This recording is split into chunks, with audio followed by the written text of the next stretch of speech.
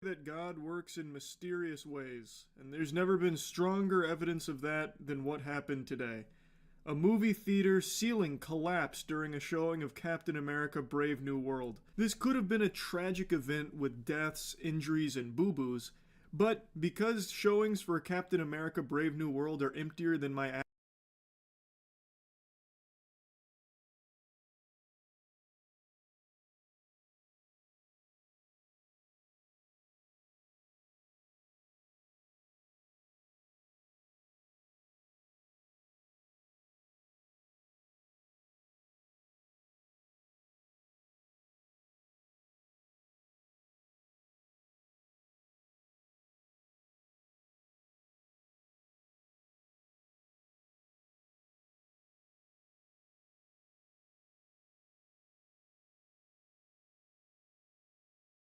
ass after I go take a shit during this next cut, there was no one in the theater at the time of this happening. Well, at least no one in the danger zone, in the splash zone. There were actually two people in the theater when it occurred, but both were far enough away from the event to have been at risk. They were completely unharmed, luckily. Now, if this had happened at a more popular film, like Sonic the Hedgehog 3, there'd be tons of corpses.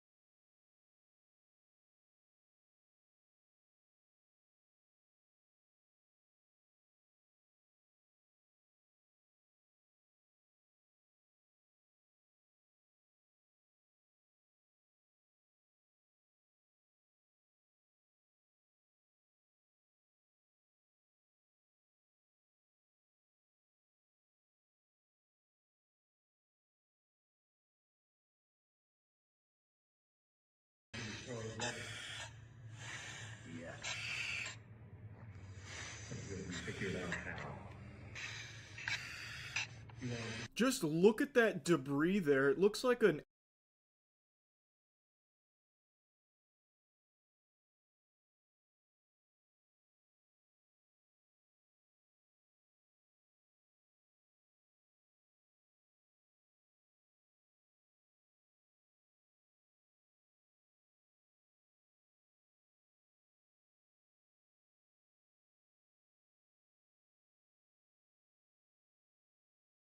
anvil came in there Looney Tunes style. It is a complete ceiling collapse. When I read the headline initially, I thought it was like a roof tile fell down, and that'd be like big time ouchies if that hit you, but probably wouldn't kill you. If you were in the first 3 rows here, like if this was like a full auditorium, I have no doubt people actually would have died there. It's like I said at the beginning, the Lord works in mysterious ways. He ensured the new Captain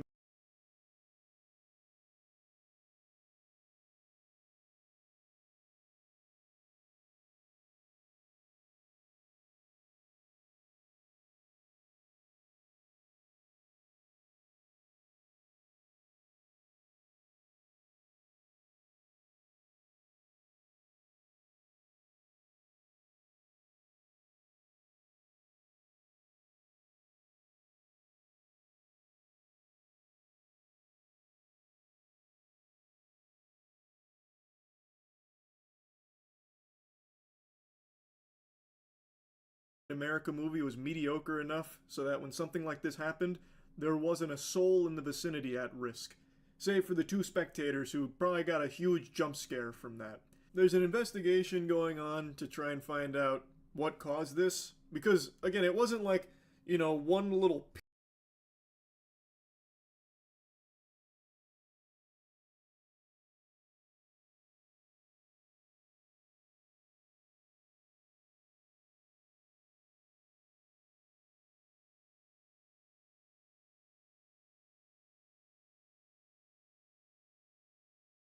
piece of the ceiling fell. That whole motherfucker caved in and came in like an asteroid. Like that looks like a building imploded and then fell through. So I don't know what could have caused that. Maybe it was put up with toothpicks and bubblegum, couldn't tell you, but it is very lucky no one was there. If this had happened at a Joker 2 showing, we wouldn't have even known the ceiling collapsed until Joker 2 was out of theaters and they replaced it with something better, because nobody was showing up to that shit, so no one would have ever even seen that a ceiling caved in. Apparently the theater was made in 1919, so it's over 100 years old. I think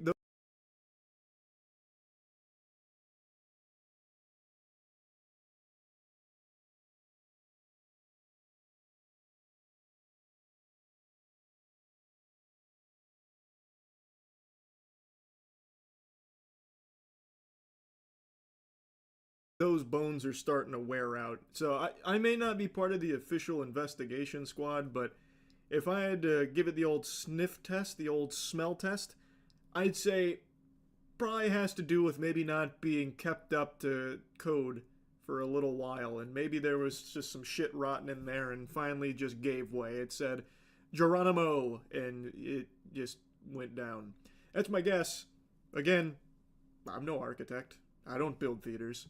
It's just, I know 100 years old, like that's, I mean, it's only like a blink in the lifespan of an elf, but in human years, that's a long fucking time, and buildings wear out, pretty substantially over that period of time. But it was remodeled in the 1970s, so it's still an old building, but it was remodeled within the last century, which is good. Now, according to one of the spectators, they heard pops and cracking, so then he stood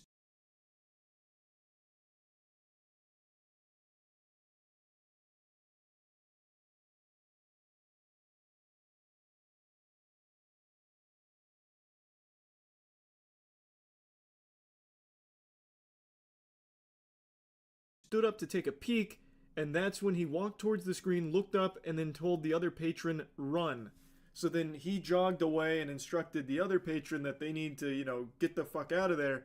But, unfortunately, the other patron did not get out in time, but they were far enough back that instead of just getting clobbered by the ceiling, they instead just got like some debris pushed onto them. Apparently, she was actually one row behind where the ceiling came down, so she was danger close. That was a very close shave, but again, she was uninjured. I can only imagine the confusion of all of the other theater goers and the staff when these two left that auditorium looking like they just came out of an active war zone covered in dust and debris.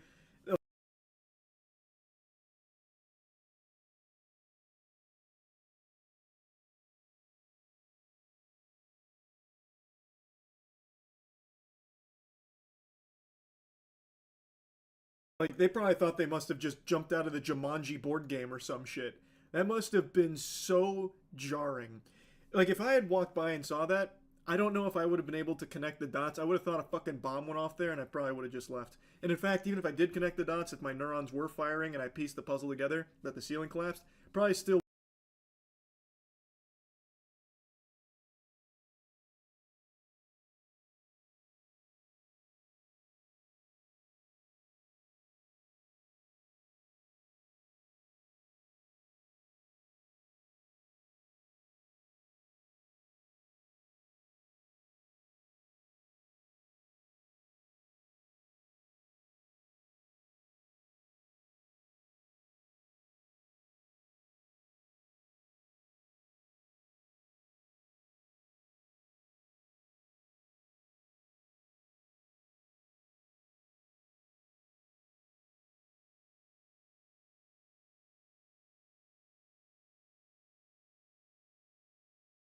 would have left because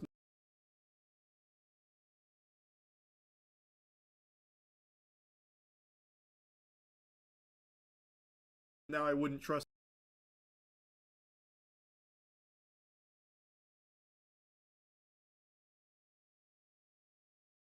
Would have left because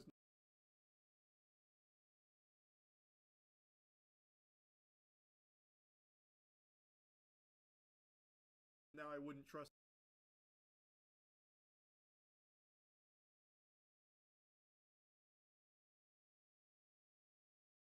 Would have left because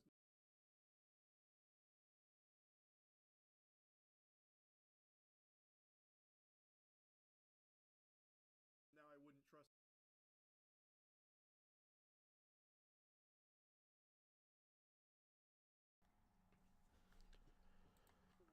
Well, I fixed my mic, so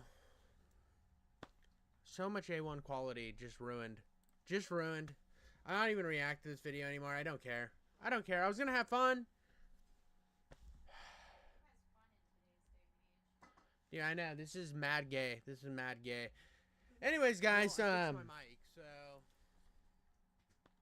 so much A1 quality just ruined.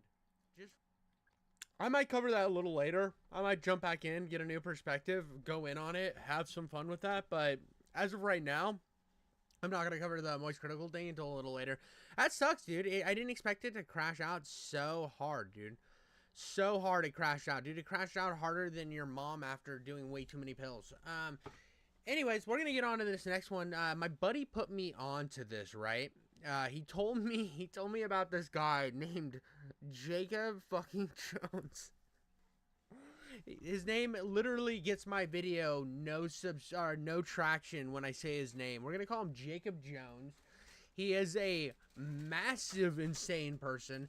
Now, my buddy watches him because his whole content is how many Nick sticks can he burn down in like a minute, or I'm gonna drink a bunch of beer and sit at a park. The dude's absolutely insane. So I picked the video that was reasonably long. This is called I Made a Harmonica Cigarette and Smoked It to Become the World's Greatest Musician.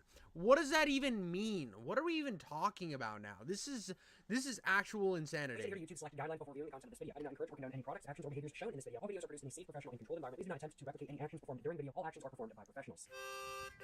Professionals? Do you need to be a professional cigarette smoker to even do this, dude? What are we talking about?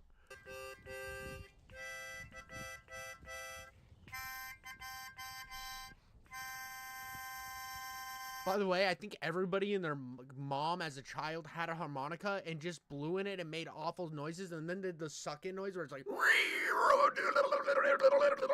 and no one actually made any solid good noises from the goddamn harmonica as a child, and then put it in a box and never touched it again. I think we've all been there.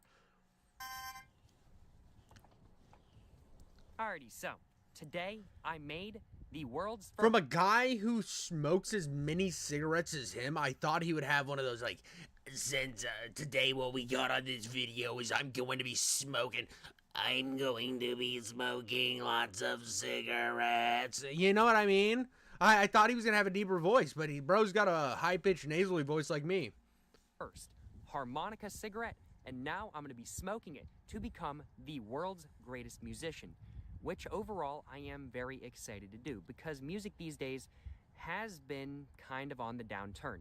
It's not nearly as good as it used to be. We're getting some modern contemporary thought processes on this, where we're getting a breakdown of music in the same time.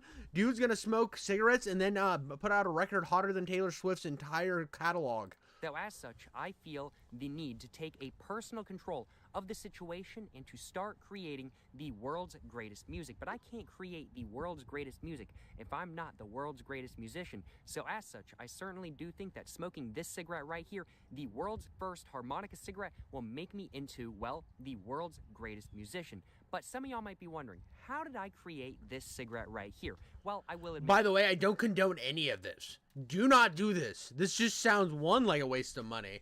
Two, if you're a content creator, like, you gotta create content, so I get it. But, like, you normal jabronis out there that are like, you know, this seems kind of fun. I don't know why you do this. This just sounds painful for your throat, dude. And yeah, I know something about throat pain. I mean, you can't handle as many big schlongs as I have without getting a little bit of itchy scratchy in your throat. It's pretty obvious. What I did is I took 10 of my 10 white infinite ultralight cigarettes from Mexico. Did you see the person's face? Well, I will admit it's pretty obvious. What I did is I took 10... What is going on here, dude? Why? This cigarette company was like, hold on a minute, dude. We need to make sure that people know that these give you cancer. Can we take a picture of your dying mother? Hold on. Can we take a picture of your dying mother? This is a vital importance that we take a picture. Why, dude? Is it for, like, cancer? Yeah. It's for cancer treatment stuff. And then they're walking down the street and they just see somebody pull out a pack, do the slappy thing, and there's just their mom saw the cigarette. What the fuck are we doing here? I don't know what language this is, but whatever country this is wild, bro. That's like somebody's aunt. Come on, dude. Of my 10 white infinite ultralight cigarettes from Mexico, and I literally just taped They're them from Mexico. Mexico's just like, yeah, we know that we have a lot of cartels, but we don't want people smoking, not smoking cigarettes. So here's a dead lady on a box. Jesus, bro.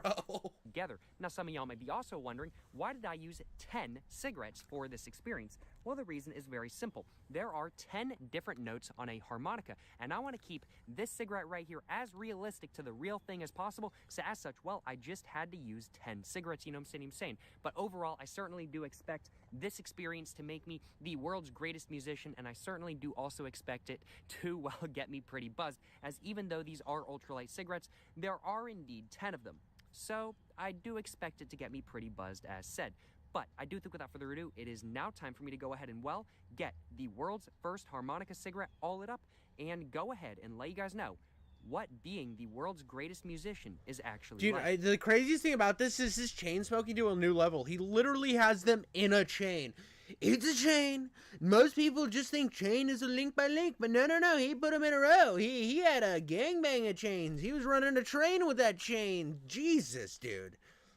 Without further ado, though, let's go ahead and get this lit up. Yes, sir, you know what I'm saying?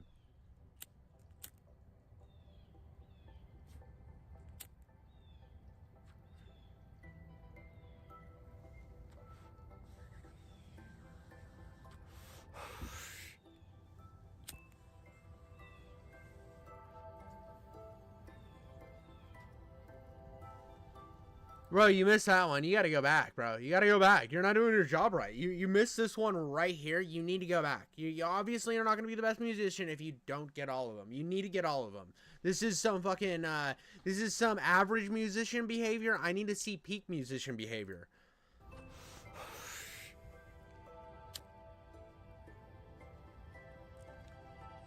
Bro, he went back by it and missed it again. And I ain't gonna lie, y'all, right off the bat, that is pretty rough. Taking a look at these, not all of these are fully lit up, so I'm gonna go ahead and continue trying to light it up. This one is not fully lit up, so I'm gonna go and try to light this one up. Dude, he should have just known. He should have felt it in his soul, in his diaphragm when that smoke hit. He should have known that he didn't like this. That's how you become a professional musician. Otherwise, you're just slinging dildos, buddy.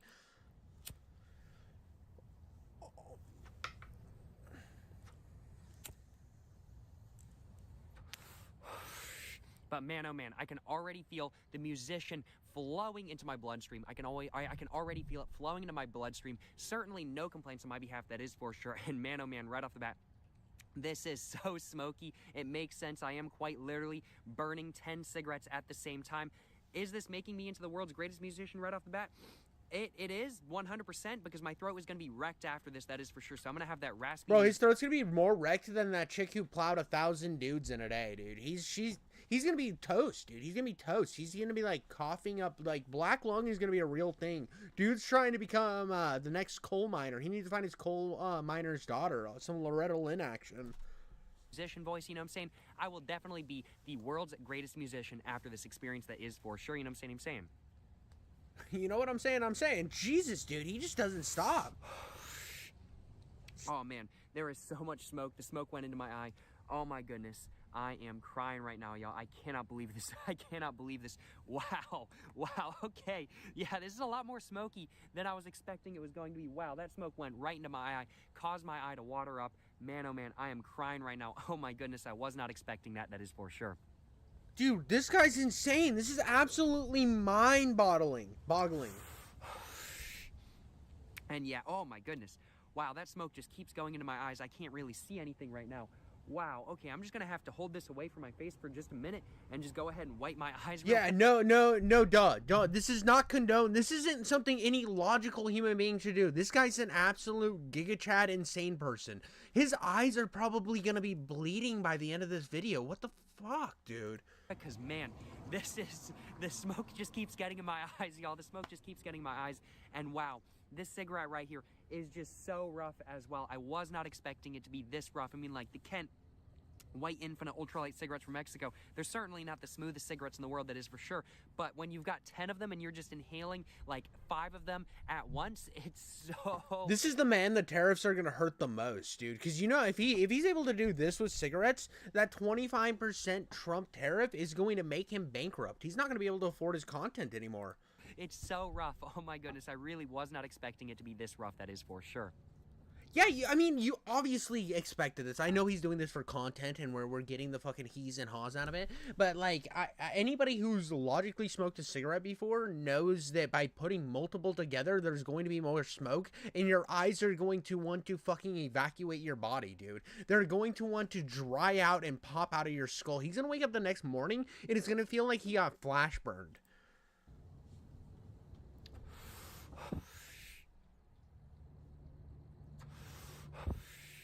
Now, while y'all might not be able to hear the music I'm playing and everything like that, don't worry, it is indeed playing. It's just not visible, or it's not hearable to the human ear. Dogs can hear it, cats can hear it, everything else can hear it, and you can pick it up on ultrasonic wavelengths. But humans, we can't hear it, and that's why it's the best music in the world, because, well, we can't hear it. How is anybody gonna know whether it's good or bad if you can't hear the music?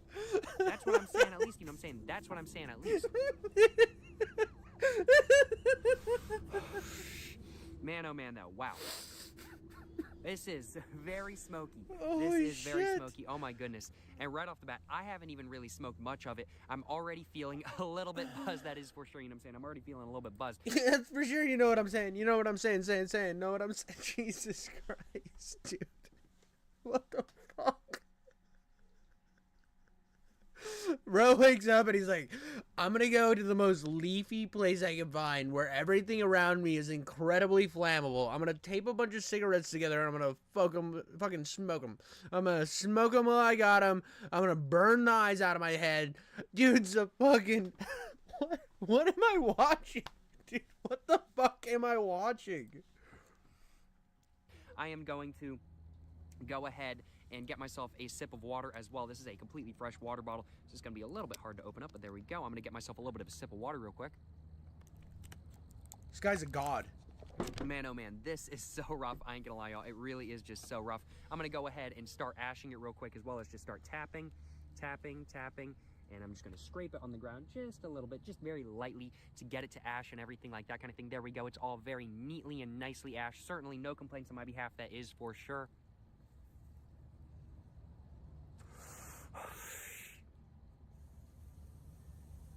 Bro's a psycho, but a good kind. This is content gold, bro. This guy knows how to make good content.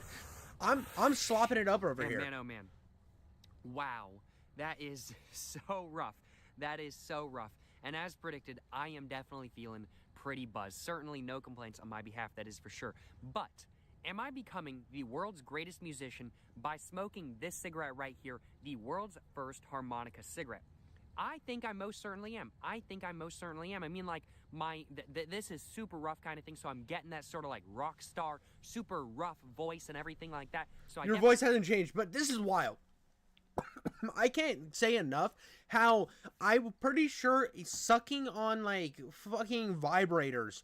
Well, obviously sucking on vibrators is going to be much better for you, but like I'm talking about like covered in acid vibrators is probably more healthy than what this guy's doing. You could have like the most corrosive acid in the world, put it in your mouth, and it probably is going to do better for you than this. And I don't condone any of that. Don't do that. Don't be putting shit in your mouth that shouldn't be going there. To be honest, I mean, this is like next to level. His lungs are screaming for help. This is not what you should do with your life.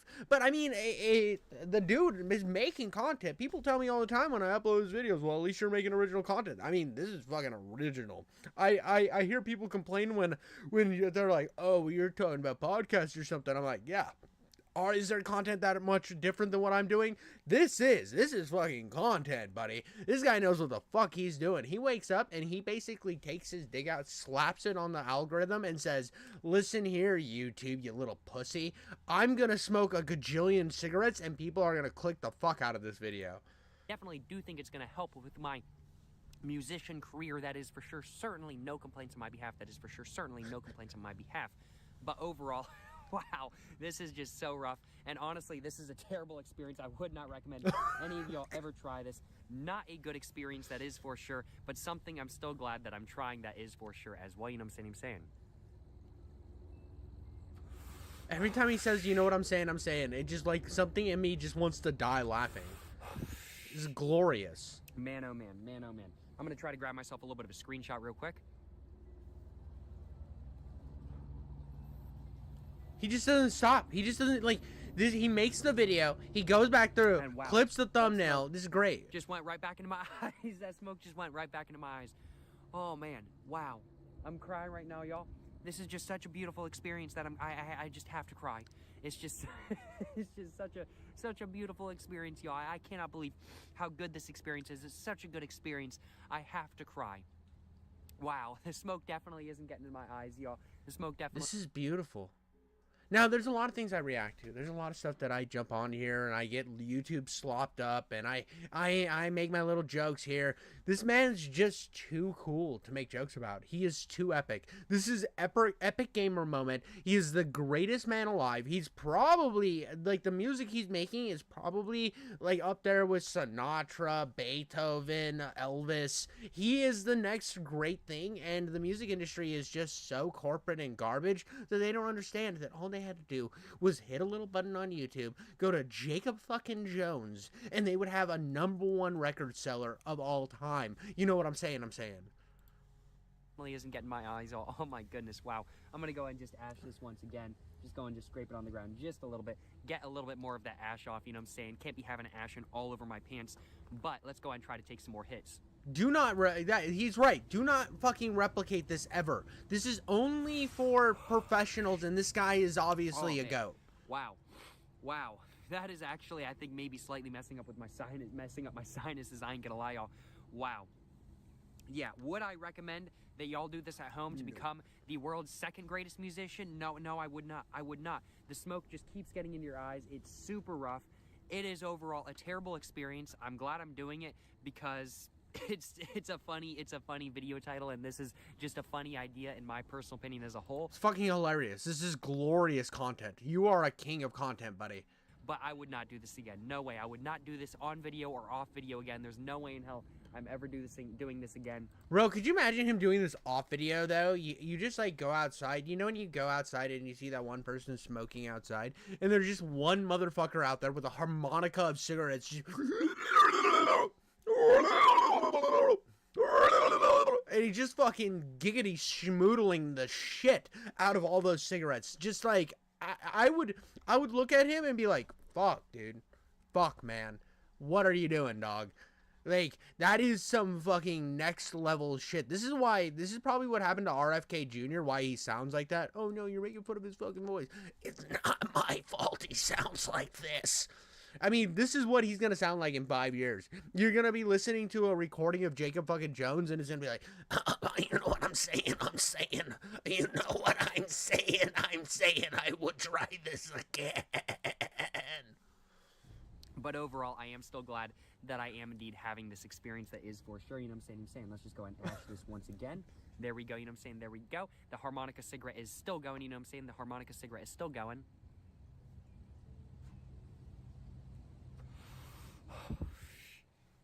Wow. Whew. Oh, man. Some more smoke in my eyes, y'all. I think this is probably the most smoke I've ever had in my eyes. My eyes are low-key starting to burn. I think partly because of the smoke, and partly because I keep wiping them with my hand. It's not the moves, I ain't gonna lie, y'all. It really is not the moves. This is like Jackass. This is up there with Jackass 100%. Oh, wow. Okay. Ooh, my nose is getting all stocked up. Wow. Okay, yeah, not the greatest experience in the world, I ain't gonna lie, y'all. I'm sure this experience might be slightly better if I decided not to use ultralight cigarettes, but I didn't want to get too buzzed from this experience, so as such, I was like, it's probably a good idea if I use ultralight cigarettes, but overall, a harmonica cigarette, definitely not the moves, y'all. Definitely not the moves, y'all. I ain't gonna lie, that is for sure. But either way, certainly no complaints on my behalf.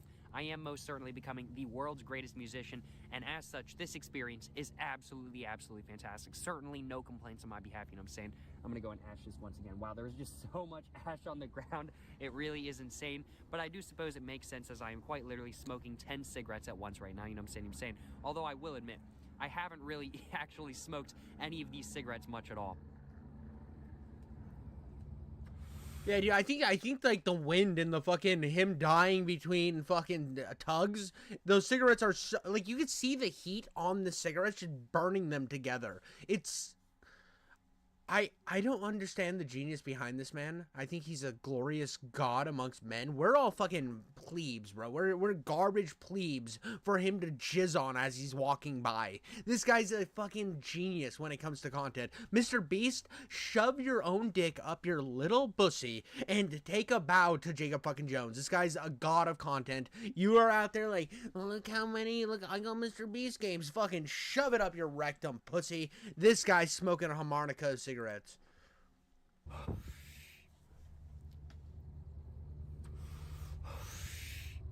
Ooh.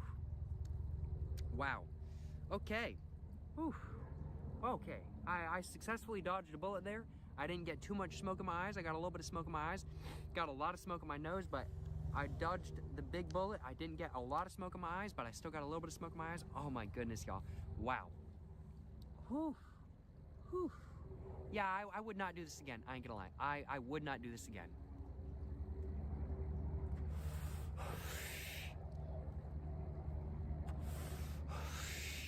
This is painful. Wow. This is a little painful to watch. Okay. Oof. Am I getting buzzed? I am a little bit buzzed right now. I ain't gonna lie, y'all. I am certainly a little bit buzzed right now. Certainly no complaints on my behalf about that. That is for sure. But overall, this has not been a good experience. I would not recommend y'all. Any of y'all try this at home. Man, oh man, yeah. Was it worth smoking a harmonica cigarette to become the world's greatest musician? 100%. It 100% was. But I mean, like I think it was, because like how many views of this? 76,000 views.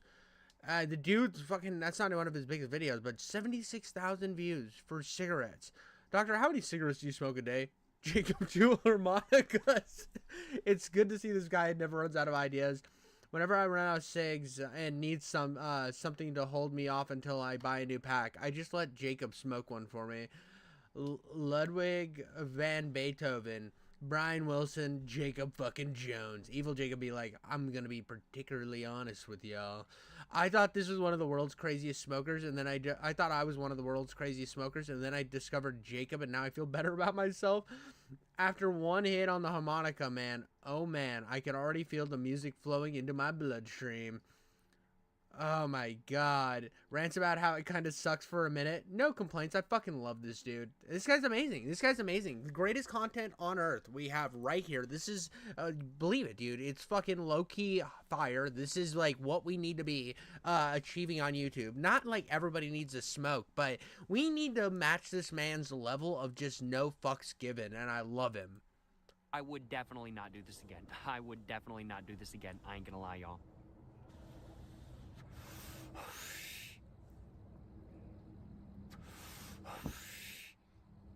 Man, oh man. I think that's just about all there is to all 10 of these cigarettes right here. I'm just going to go ahead and stub all of these out on the ground. There we go. Get all that ash out. Just play the fucking harmonica on the ground, you know what I'm saying? Got to make sure I ain't causing no forest fires or nothing like that. I'm just going to go ahead and stub all of this out with my foot. Wow. That is the end of the harmonica cigarette. Man, oh man. Yeah. Whew, that messed with my sinuses. I ain't gonna lie, y'all. That really did mess with my sinuses. Dude. All videos are produced in a safe, professional, and controlled environment while there's 8,000 fucking dead leaves behind him. While he's literally a second away from causing another California forest fire. This is glory. Everything's so fucking funny with this. But am I now the world's greatest musician? Let's go ahead and test out yes. my harmonica right here. Dude, I'm brought to tears, dude. Shut the fuck up, Muddy Waters. You didn't know how to play the harmonica right. Lil Walter, you can pound fucking 80 spiked dildos up your ass. Go fuck yourself. You're a piece of shit. Nobody cares. You used to be legendary, but then Jacob fucking Jones created, like, Gandhi's ability to play a harmonica.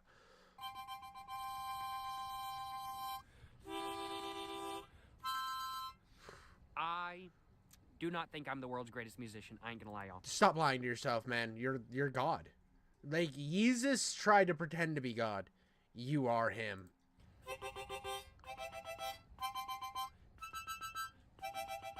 Well, it was worth a shot, you know what I'm saying? It was certainly worth a shot. Certainly no complaints on my behalf, that is for sure. But overall, Did I become the world's greatest musician by, well, smoking a harmonica cigarette? I did not. I did not. And in fact, I think I actually probably recessed a bit because my throat is just a little bit more raspy than it was at the beginning of this video. I ain't gonna lie. Wow, that experience, it was super rough. There's so much smoke coming into my eyes. I really was not expecting that. It did get me a little bit buzzed, so certainly no complaints on my behalf, but it wasn't really a pleasant buzz because, well, there was so much smoke in my eyes, I didn't really have a chance to enjoy it. I ain't gonna lie, y'all. But either way, though, certainly no complaints on my behalf. I certainly hope you guys have enjoyed watching me smoke the world's first harmonica cigarette to become the world's greatest musician. If you guys have enjoyed watching this video, of course, please make sure to like and subscribe for more content. I have my Instagram, my book, my merch, my P.O. box, and my second channel all in the description down below, along with my TikTok. Dude, I'm not gonna lie, my eyes fucking hurt just watching that, to be honest. Not like because he's ugly or some shit. That's like a different eye pain. That's like when Lizzo used to do music videos back in the day. But when I was watching this, the pain he was feeling, I could feel it. And I feel like it needs to be said, nobody should do this. This is just such a wacky and goofy fucking idea that just is way past anything of like the realm of normal humanity. I think if you are a normal dude and you're like, I want to make content on the internet, probably leave this to Jacob Jones. He's got it down. Jacob fucking Jones is fucking awesome. He's got it. He's figured it out. He's carved his niche. If you go out there and start trying to replicate it, you're not a professional. You don't know how to fucking smoke a cigarette harmonica. Don't think you're this guy. You're not fucking Himothy, bro. You're a little pussy little bitch compared to this. So just go make your own type of content. This man is the only time you should be like making content about like of the same world realm as him is reacting to it or commentating on it, because you leave it to the fucking professionals, and this guy's a goddamn professional. I doubted it for a second. There was a part of me that was like, no, he's not really a professional, he's just smoking cigarettes. And then I was fucking ass blasted into the atmosphere. Elon Musk couldn't land my ass back into reality after this shit. Wow, that was great. Fucking epic video. This is GOAT tier content. Alright, I saw this video and I was like, this has gotta be interesting. The guy's got a low sub count, but this video kicked off, and I think that if this video is good, I think this guy might get a sub from me. He's in the same realm as me. Small YouTubers, we gotta stick together. We gotta glue our nipples to each other and then dance and then dance. One thing that I've never understood, and I don't know if Tiger Belly's still going. I thought it was, but I don't know why he kept this podcast with his ex-girlfriend. I don't think I'd want to spend that much time with my ex-girlfriend, to be honest with you. This is a little wild and a little wacky that he keeps letting this just be a thing when she's out plowing other dudes and he's just sadly sitting in the corner. I feel really bad for Bobby Lee, to be honest. I think that seems like a genuinely nice guy who just kind of floats through comedy. I think that he's funny and I think he's got talent, but let's see what we got here. This channel is called Clouds of Radiation, and this is Bobby Lee's ex-girlfriend destroys her own career. I used to jerk off dogs a lot, but this isn't like. Wait, what? You used to jerk off dogs a lot? Like, what is this, Van Wilder? A known thing. Off tons of dogs, yeah. Come on, man. I believe it. All right, I folks. believe it. Dude, I fucking love Theo Von. Theo Von's like a treasure to this world. He needs to be protected at all costs. I love me some Theo Von. Ever watch someone lie so confidently that you start questioning your own reality? That's Khalyla, a self-proclaimed nurse, Olympic swimmer, and master manipulator. The person that has become the most hated woman in podcasting. For years, Khalyla rode Bobby Lee's fame into the spotlight, taking over Tiger Belly and Bobby's guest appearances and making it about herself. But as time passed, more and more people started seeing through her act. Comedians have started roasting her, the internet has turned against her, and a dedicated subreddit exists just to expose her lies. But it's not just about lying. Khalyla has built a... Dude, I gotta be real. Like, me included, I guess I'd be included in this commentary. When they decide they don't like somebody, they go fucking hard, bro. Now, I'm not the type of guy that's gonna be like tearing people down all the time. I make fun of people. I love chaos. I'm here for drama. I think it's fun to make fun of people, but I don't really have any disdain for any of these people. I get that they're doing their grind. I'm doing my grind. We're all here just trying to get a little latch on the last piece of meat on the bone to have fun on this creator grind. It is what we do. It is the fun we have. And I think that, but the one thing I think is so funny is when they decide to make a change. Like there was the guy, the guy with the Brian Callen and on the Brian Callen podcast. I can't remember the fighter. Brendan Schaub. Brendan Schaub had the same thing where one day he was liked and the next day they were like, nobody fucking likes you. The internet fucking hates you. We've made a team effort to send you to the wood chipper, buddy. Go fucking be fucking annoying and retarded and gay somewhere else, Brendan Schaub. We don't like you. And then it happened to Kalila. They'll turn on these motherfuckers in an instant. They'll go from being loved to absolutely despised overnight. You see it happen with like fucking Bert Kreischer too. It's honestly brilliant to see. I love it for the content aspect, but there's a part of me that kind of feels bad for these guys. It's like, oh, well, one day you were cool and now everybody fucking hates you. But it's content, baby. That's what I'm here for. My nipples get so hard. My micro penis gets like a little hard. I can't get more than a little hard because it's not very big. But this is what we live for, baby. Reputation for humiliating Bobby Lee, controlling his career, and gaslighting him into submission. And if that wasn't enough, there's even more disturbing stuff lurking beneath the surface, like the bizarre controversies involving her brother and dogs that you won't believe until I show you. So today, we're breaking it all down, from the fabricated backstories to the public humiliation, the manipulative poems, the times she got clowned on by other comedians, and the moment she got completely exposed by Preach and Bobby Lee's own brother. This is the story of how she became the most hated podcaster on the internet. So, let's talk about who she actually is. Because if you listen to her long enough, you'll realize she's got a different backstory every time she speaks. At this point, I wouldn't be surprised. She's like sitting there, she's like, I was the greatest. Everyone knows that I'm actually Donald J. Trump. I am the Trumpinator. I am the Trumpsonot. And they're like, Kalila, you're not Donald Trump. But I'm Donald Trump. I am the Trumpiest. I grab my own pussy. A grabby, grabby, grab. A slappy, slappy, slap. A clitoris attack. Oh, you can't handle this. I was Donald J. Trump. If she said she discovered time travel, but only uses it to make Bobby late for podcasts. She's claimed to be a nurse, except she never... Okay, the time travel thing obviously is a joke. ...technically worked as one. Here is one of the times she claimed to be a nurse. Be quick with the nursing, get my nursing degree, get a job, got the job, and then that's when Bobby came into my life, and he was like, you don't look like that's what you want to do. It became a meme because she did it so often. Even Annie Letterman made fun of her about it. Like, if this is the nurses episode, perhaps the real nurse should take it away. I'm not a real nurse, you guys. Oh, we were talking about Donut. Oh, okay. We know you're not. Thank you. She's claimed to be an Olympic-level swimmer, except no records exist. Most of my childhood up until I retired. And I went to a Division I school. I got a full ride to UNLV to And swim. what sport was it? Swimming. Oh, swimming. She's Wow. like, I was the female Michael Phelps. You didn't know that? Dude, Michael looked at me and said, hey, do you want to take my spot at the Olympics? You race faster than all the boys. And she was like, no, I want to do a podcast with Bobby Lee and a bunch of random bitches that nobody knows about. Oh, and so I did that, and I spent my whole life thinking that I was for sure going to make the Olympics, and I didn't. And it was the biggest heartbreak of my life. Oh, man. I know. Then she did a podcast I know. Dude, fucking cringe, dude. Burn it with fire. with Dr. Drew, where she stutters and claims that she swam for UNLV for 1 year, who then later realized she didn't have the necessary credits. Ceiling there for how far you can really go in sports, and I think ultimately he wanted us to swim collegiately here. Did you? Yeah, for a year, and it all kind of went out of control. Care to explain? Yeah, I got a full scholarship to UNLV, and in short, they fucked me over. Oh, they fucked you. They fucked you over. It's always all these people are always the same, dude. Always the same. It's always like that the world's against them. Now, I've had some ups and downs in my life. I've been through chaos. I've been fucking all over the place.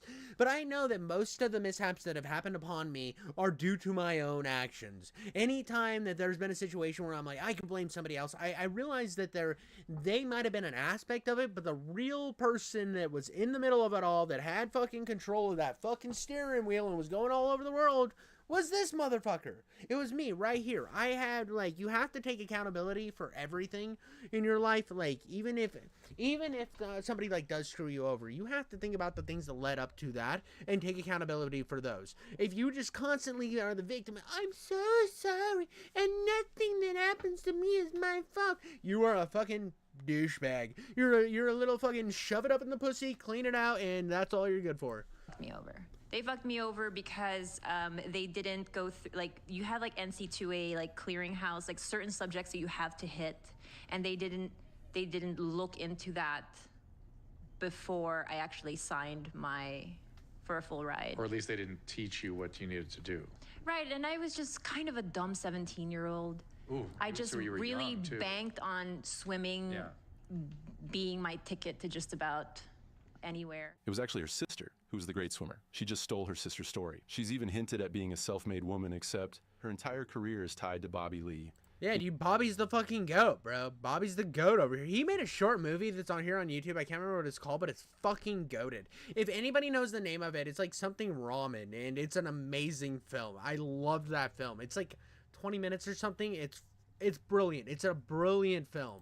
You know, the guy she loves to mock every chance she gets. But here's where things get interesting, because as soon as she got close to Bobby, everything changed.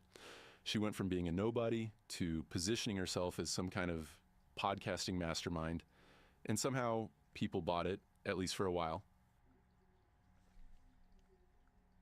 Well, and I mean, Bobby Lee has his own problems. I'm going to be fair. I've been doing a lot of Bobby Lee glazing. Bobby Lee has problems. One, he can't ever be on time.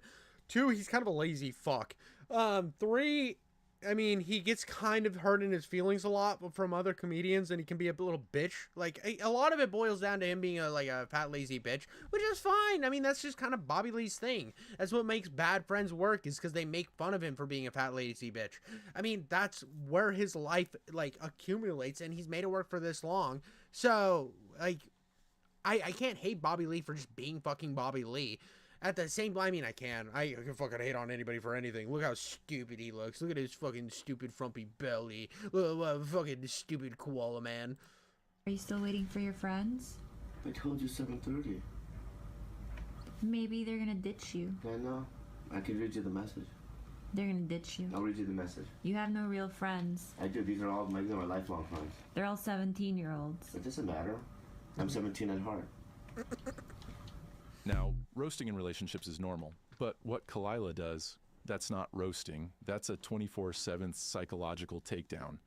It's like she rolls out of bed, stretches, and thinks, how can I make Bobby feel useless today? She constantly reminds him that he's dirty, dumb, and irrelevant, like a high school bully who never grew up. And here's the thing, Bobby believes it now. Every time he tries to stand up for himself, he just nervously laughs like a hostage, trying not to upset his captor. If I strung together every instance of... Here's the thing, too. Like, I know that Andrew Santina has talked about how fucking stupid it is that he did this kept doing this podcast with her after they broke up. She was like, I'm gonna go fucking suck and fuck all these other dudes. I'm gonna suck and fuck them nice. I'm gonna do it so good. I'm gonna stretch my pussy out. And he's like, I'm Bobby Lee. I'm Bobby. And then Andrew Santina's over there being a real fucking one and just like, dude, you need to get the fuck away from her.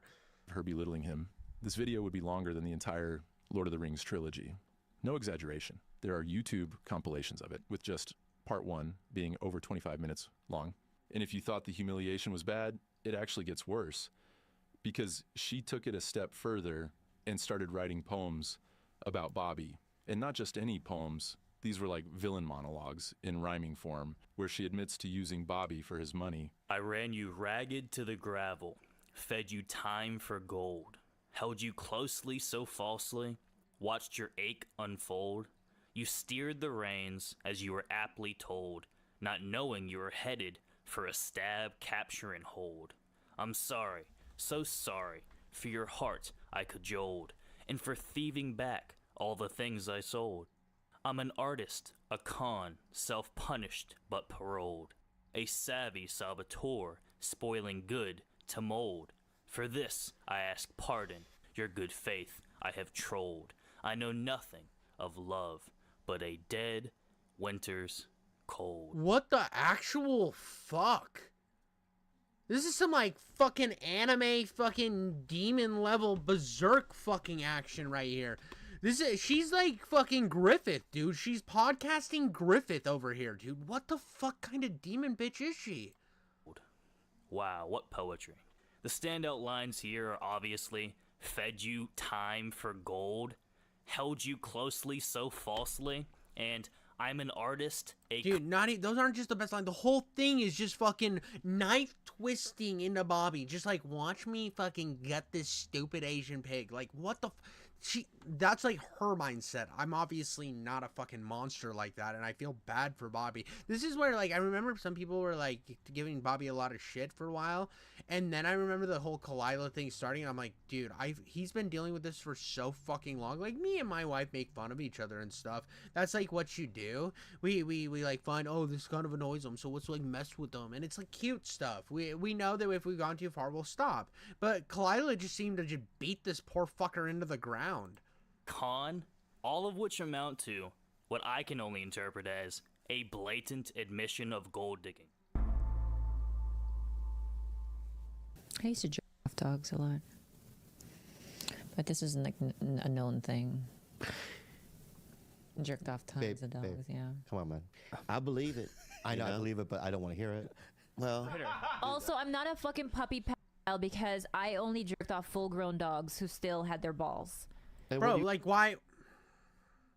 Here's the thing. I know she's probably joking, and it's supposed to be, like, funny, and because the thing is, and this is where I'm gonna be, like, generous, because I can be generous from fucking time to time.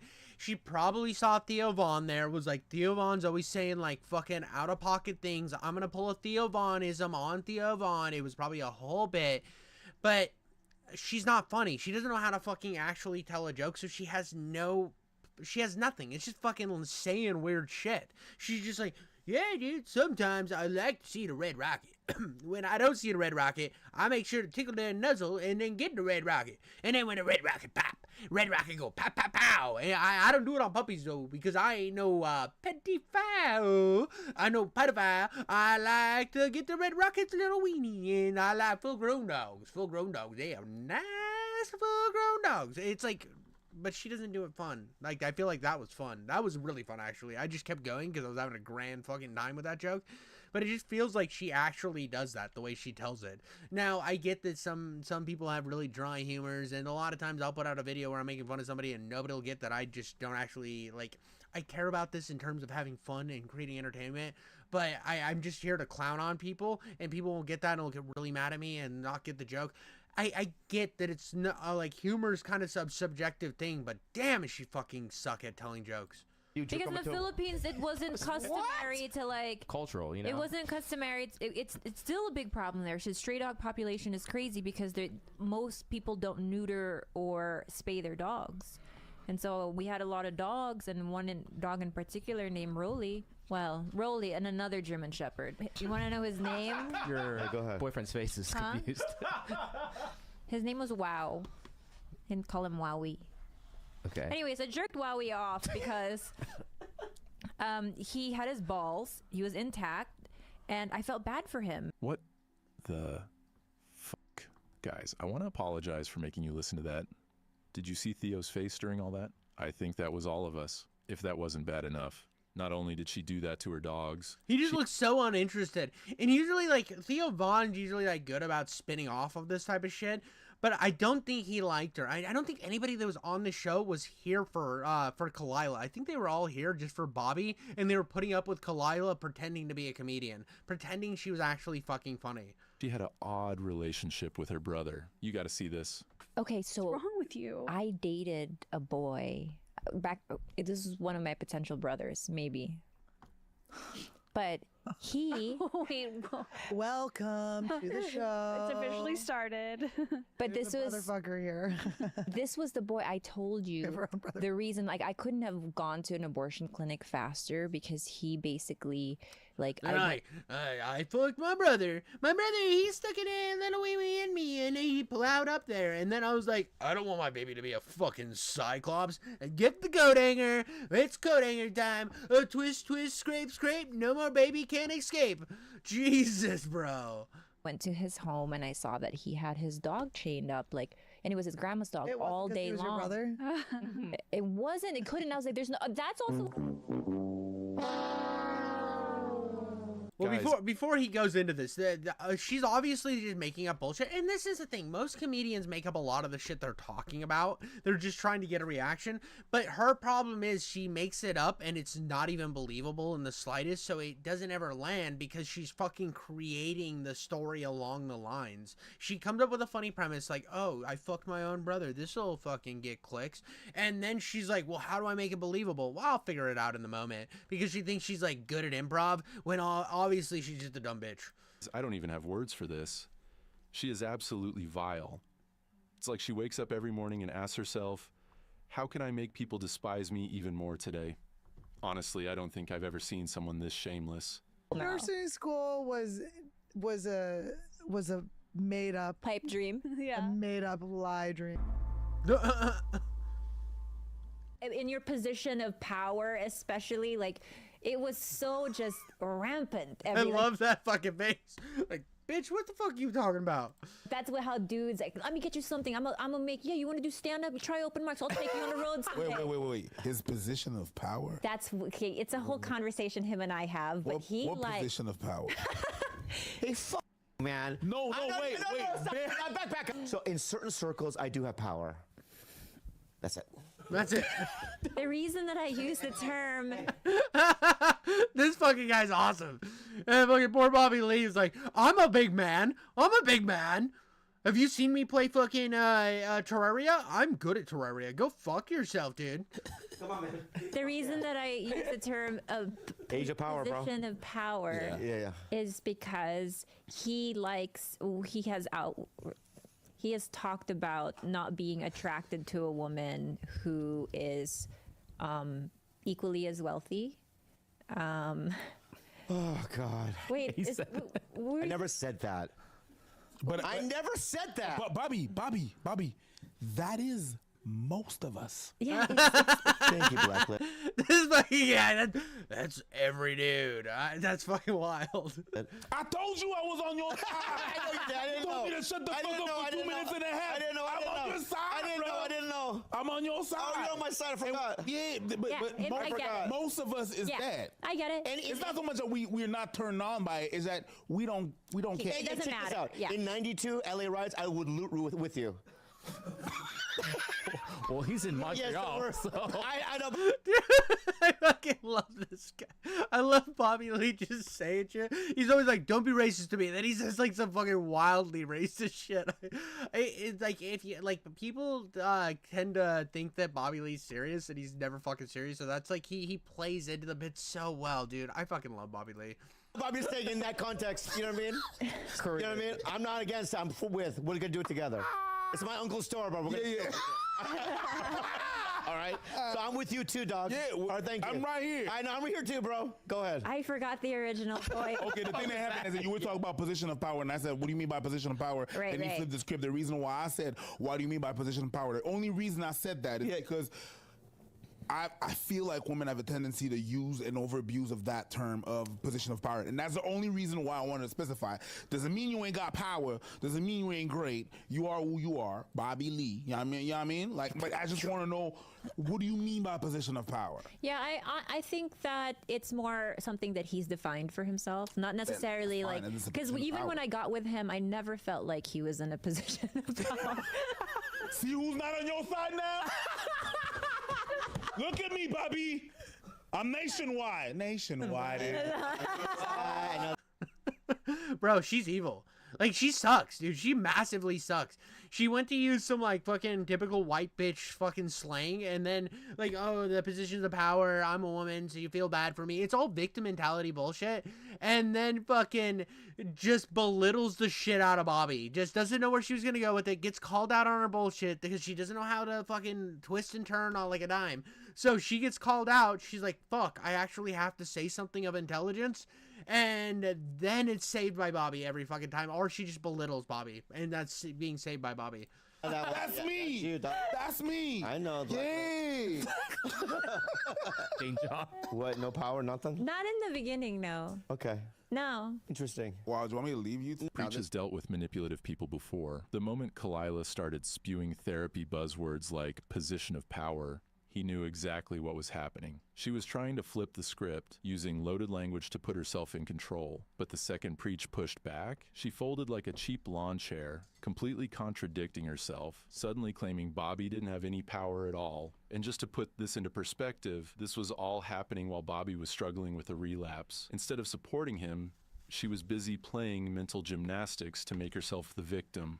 Another person who saw through Kalila's act. Well, here's the thing too. When somebody's going through that, you need to like support them, especially in a relationship. If your significant other's like going through shit, like actually fucking on a downward spiral, they're roaching out, they're crashing out, they're in fucking bad situations, and then you're the one person you should lean on is just fucking belittling you. That's just gonna only push you to use more. It's gonna push you to be in a bathroom at 4 a.m. just sucking and stabbing, I guess. Is that what heroin addicts do? They like go to a bridge, or like they go down to the metro station and just stab.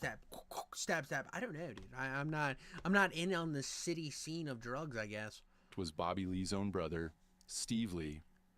Near the end of their relationship, Steve realized she was exploiting Bobby and tried to intervene. But instead of addressing the concerns, Kalila reportedly worked to isolate Bobby from his own brother. And when private texts leaked, exposing what Steve really thought about her, it became even more obvious. She wasn't just manipulating Bobby, she was actively keeping him away from the people who cared about him. Anything else? Kalila Coon. Ooh, next question. Ooh. Oh, that was a bad suggestion. Oh my God. You know what? People are people, huh? Yeah. Okay. People are people. Yeah. I just avoided a landmine there. Oh my God. That could have started like World War III. Okay. We good? Jeremiah, how much time do I have left? Holy shit, dude. At the end of the day, Kalila built her career on Bobby Lee's back, and now the internet is finally waking up to it. Almost everyone who once tolerated her has distanced themselves, except for the few who still co-sign her on Trash Tuesday, which, let's be honest, says more about them than it does about her. But at this point, the damage is done. She has exposed herself time and time again, and no amount of deflection, manipulation, or victim playing can change that. If there's any justice, her days in the spotlight should be over for good. I'm sure there's a lot of girls want to take up where Kalila left off. Let me show you some next level. You know? Yeah. But now they also realize they can get famous if they're Bobby Lee's girlfriend. There's probably a lot of those girls. It's so dangerous nowadays. So it's got to duck them. You got to know which one's a sociopath. And poor Bobby ended up with a fucking sociopath. Poor Bobby, dude. It's just fucking... I feel so bad. Like, the whole thing just came off weird to me. Now, I think Tiger Belly's dead. By the way, subscribe to this guy. He's fantastic. He needs way more love. I think that, I had to review the video that pops out that much to be at 521 subscribers. He needs the fucking... We need to boost those numbers up. So if anybody watches me, anytime you watch me and I, like not even if I enjoy it, if you enjoy them more than my fucking nut job ass, go fucking give them love. I have so many times where people come in and they're just mad at me for my perspective. And then they don't, like... I tell them in the comments, go subscribe to that person. If you like them more than me, go subscribe. Like, they're out there fucking grinding too. Like, give them love. Then this guy put out a fucking amazing video. He deserves the likes. He deserves the clout. I like him a lot. Clouds of radiation. You're a fucking goat. But like, I'm just curious how if Tiger Belly's still going. Is Tiger Belly still a thing? Like, I used to off dogs a lot. Like, is it still a fucking up and running, dude? Let's see here. Tiger Belly. Aloha. Tiger Belly videos. One day ago, I don't see Kalila in it anymore. So it looks like it's just Bobby Lee. When did Kalila dip? Like, it's Bobby Lee. I know it went on way longer than it should have with Kalila. There she is. Bobby needs a trad wife. Ooh. He's still there. She's still there. There. This is 5 months ago. Let's go to here. So they kicked her off 3 months ago at least. That's good. That's good. I mean, the fact that it took him that long, when they've been broke up for like over a year, I don't know, dude. I don't know why, like, he kept her. 5 months ago, she was still there. She was still there 5 months ago. I think that's her in the background, maybe. I don't know. But I just don't know why he put himself through that when everyone around him, every single person around him was telling him to distance himself from Kalila, and he just kept doubling down because it was his friend, when what was really happening was he was getting belittled into being her little fucking sucky boy, her little fucking piggy bank.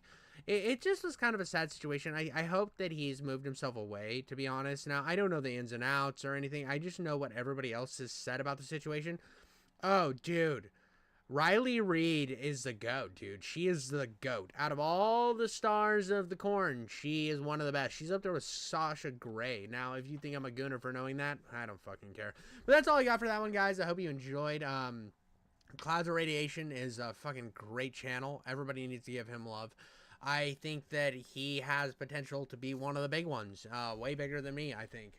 But yeah, that's what we got going there. I have another thing where Ubisoft's billion-dollar game got cucked by a meme.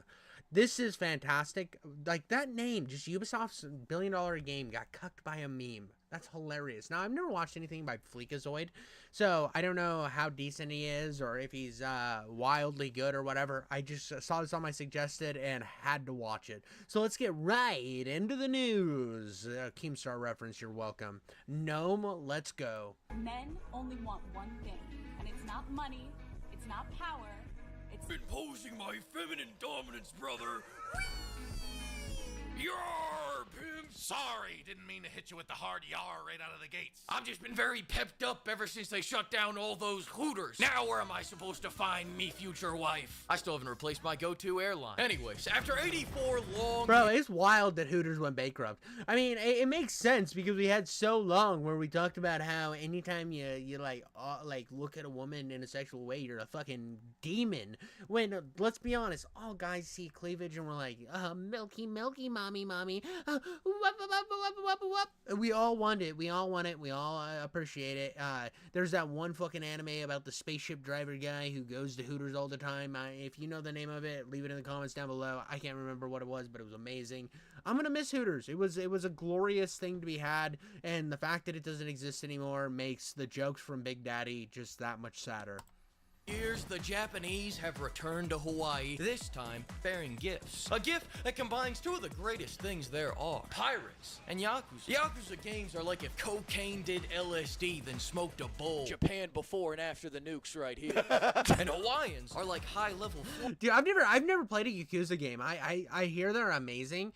I just have never touched them. I've never touched them. I've always meant to play a Yakuza game, and I just never get around to it. I was like, oh, I'm going to play Yakuza, and then I played No More Heroes 3, and I didn't enjoy that much. I mean, I enjoyed it for the humor, but the gameplay was kind of mid, and I was like, I'll get around to Yakuza. So it just keeps fucking burning up my backlog, staring at me with its little fucking Yakuza eyes, just like saying, come get me, daddy. Come play me. Come give me your seed. And I'm like, I'm sorry, dude. I'm all out. I fucking put it all in the toilet. I don't want it to go anywhere else. I can't handle that many more kids. I've already got 47 in 32 states. Florida men. Fuck. Oh! God damn you. Let me get a picture of that license plate, buddy. I'm sending that to my lawyer, you fuck. In Pirate Yakuza, all it takes is minutes to go from some poor lady mourning the loss of her entire family to a 60-year-old man blasting the Angry Birds theme while he drifts in his pirate ship, shooting his laser-powered purple cannon at a ship full of clowns, then topping it off by strafing their poop deck with a fully automatic, non-lethal flintlock. That sentence only even exists in a Yakuza game, and that's the abbreviated version. Every time... Bro, this looks so much better than that crappy ass. What was the game called? I don't even remember what it was called. Black Flag. No, not Black Flag. Black Flag was a good one. What was that fucking Ubisoft game? It was like AIDS Dragon Pirate Chief. They did like a fucking interview with Hassan. It was Houthi Simulator or some shit. I think these games can't get any wilder. They add an entire mini game that's basically Duck Hunt. If instead of reacting to ducks flying out of the trees, you're reacting to old up guys jumping out from behind a dumpster. There is not a single franchise that has as much fun as Yakuza does. And when I get a spare lifetime, I plan on finishing every single one of these games that sit permanently on my... I think there's like 800 of these fucking games. I'm not gonna lie. Like, if I typed in Yakuza, right? How many Yakuza games? I have to type. It's so hard. I'm so retarded. I'm going to explode from how gay I am. Some people say that I'm really annoying, but I don't care. You can shove it up. 16. There's 16 fucking games.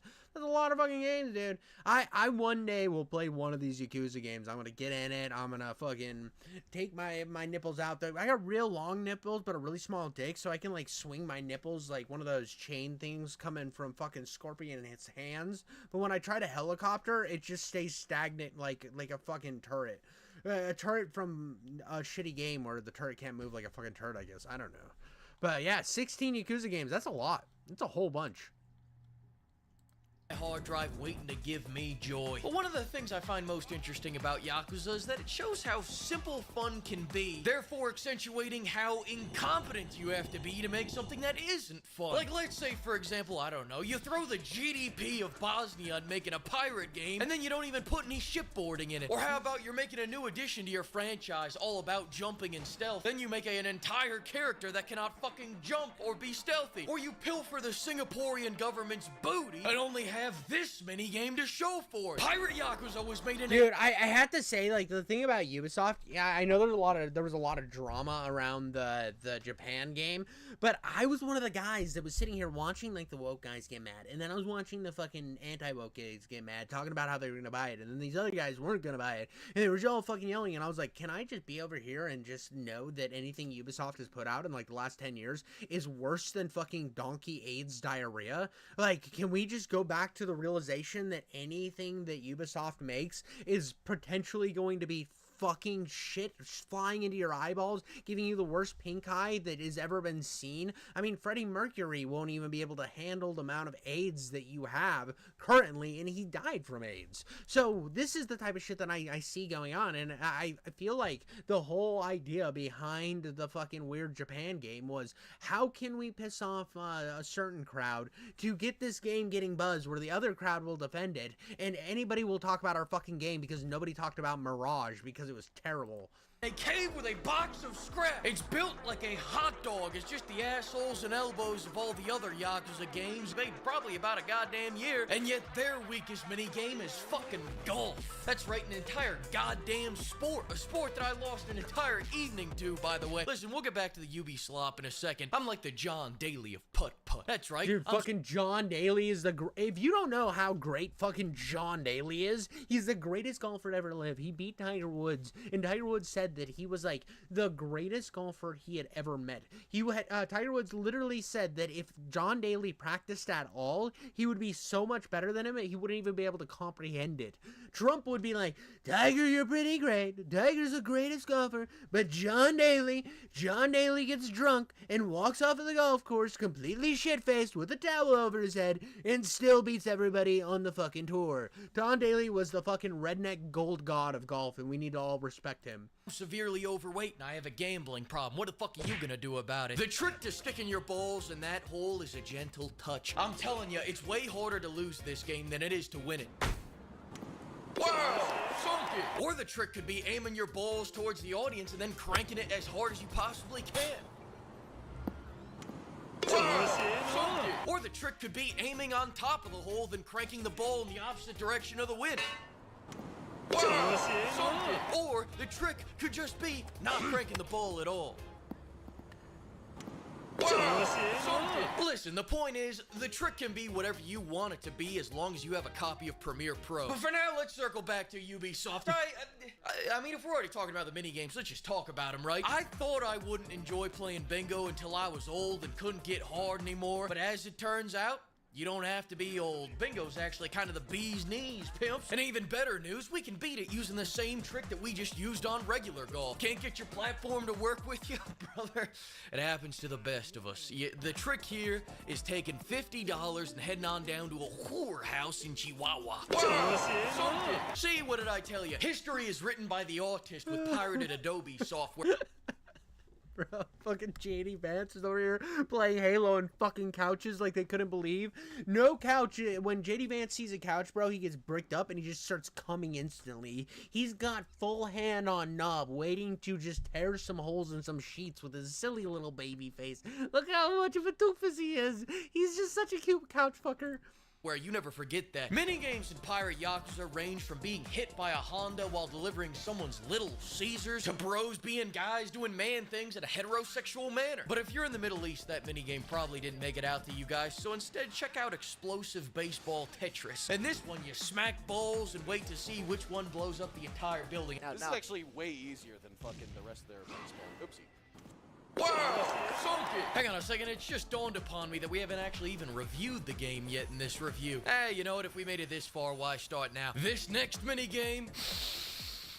This is some shit the CIA probably used to torture Iraqis, Marty. The type of minigame that fundamentally breaks a man and has him coming out of the other end knowing every line in the Bible, Marty. Has him shitting outside and watching The Price is Right at 2 o'clock on a Tuesday, Marty. Has him eating well-done steaks. Dude, I fucking love when I see other people's who make unhinged reviews, because, like, you might see me for my fucking reactionary content, me yelling at the camera, talking about my little dick and shit, but I make video game reviews, and I feel like this is encapsulating old YouTube. Old YouTube was all about being as chaotic as you fucking can be, because this is the internet where we have fun. It is not where we talk about every mechanic and how the developer liked to pick dingleberries out of his asshole and snort it up his own fucking nose like cocaine, because if he was actually doing cocaine, we'd get fun games with way less developers, because one guy could crunch it all by himself because his nose bleeds 24/7.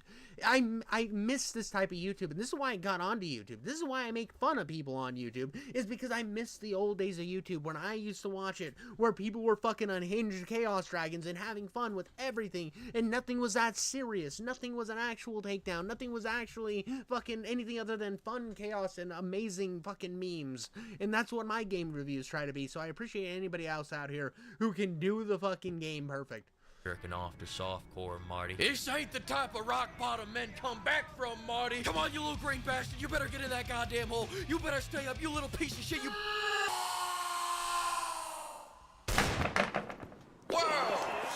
Now, I will say this, a disturbing trend I've noticed with recent Yakuza entries is that they never give us action players any of those advanced business building minigames that the turn-based players get. What do you guys think, we're stupid or something? You think we're some kind of fools, you bastards? I'm the goddamn master of minigames. I conquered the one-shot challenge so hard they had me redo the same level over and over so they could marvel at my greatness. And you think I'm too stupid to run a jiggle joint?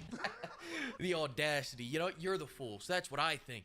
Bitch. Speaking of ass, that takes us back around to Ubisoft, but I just gotta tell you about the Coliseum minigame first. Can I tell you about the Coliseum minigame? I've been waiting to tell you about the Coliseum minigame all day. A lot of people think the Coliseum is just some kind of condensed way to enjoy all the pirate parts of the game, but what we're actually trying to figure out here is what mental illness is the strongest in battle. This is like Deadliest Warrior. If instead of Spartans versus ninjas, it was sociopaths versus chronic depression, or bipolars versus anime. Yes, Kate, is that you under there, big man? The key to surviving the Coliseum, though, is constant drifting. Enemy shooting at you? Drift. You need to shoot at the enemy? Drift.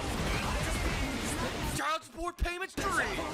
Everything in life can be fixed with just a little bit of drifting, and also the best crew that you can possibly get your hands on. Your crew is gonna be who boards with you, fights with you, and ideally the better their rank is, the higher their level will be, and the more, you know what, blah, blah, blah, that's all nerd shit. The most important thing about your crew is collecting all the buxom broads you can get. Am I right or am I right? Here's a few ways you can do that. First, you can demonstrate your value to the chick that runs the dart throwing game. Oh! Am I wooing you with my prowess? Oh, Fleek. Are your loins tingling? Are your loins tingling? Join my crew, please.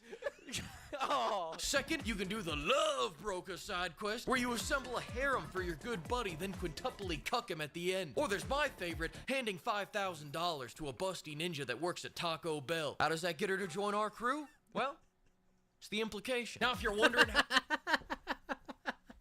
This guy's a fucking goat. He's the goat. He's the greatest. This is amazing. You get all the dudes. Gary Vasser-Holmesday. I wouldn't know, brother. I'm going for a Gaddafi's Guard 2.0 look here. And I gotta say, I don't regret it. This ship's running like a well-oiled machine.